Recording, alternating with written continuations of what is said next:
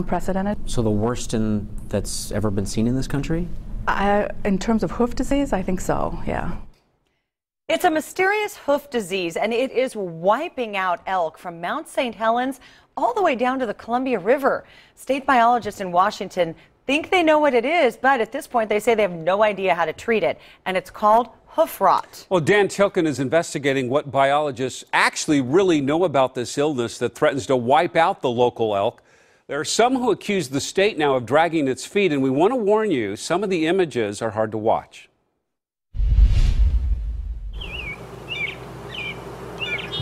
At the foot of Mount St. Helens. We had Spirit Lake Lodge, actually, is what our family owned, so that was kind of our claim to fame here.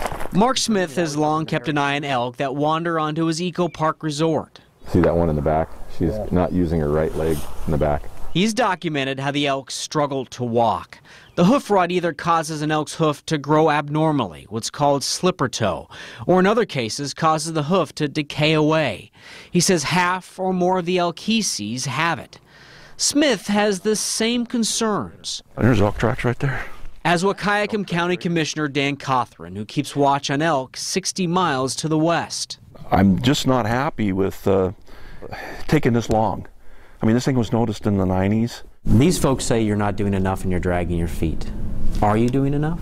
I think we are. I think we're trying really, really hard to get to the bottom of this. Washington State Fish and Wildlife says 4 independent labs have confirmed a bacteria called treponema is in the hooves. They think it lives in the wet soil, but they have no idea where it came from or how to treat it in wild animals. And I think that's one of the more sobering sort of findings of all this whole process, is that once hoof disease is in a herd or on a landscape, it's basically really, really hard or nearly impossible to eliminate. We're not looking at the big picture, you know, the total problem.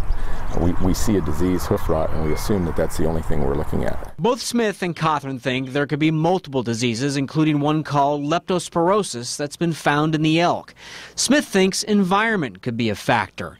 Scientists are looking at whether herbicides sprayed on clear cuts, as well as whether dense forests that prevent grazing grounds have weakened the elk. None of this is food. Both Smith and Cothran wonder if an elongated hunting season has added to the elk's stress levels, making them susceptible to sickness. So far, scientists have not seen those factors since they started really studying the disease in 2008 when it exploded. Now there are worries hoof rot might spread to Oregon. All of us want to know what this is as soon as possible because it's such a big question, it's such a big priority, and it's going to impact what can we do. Hopefully, before it's too late. Dan Tilken, KOIN 6 News.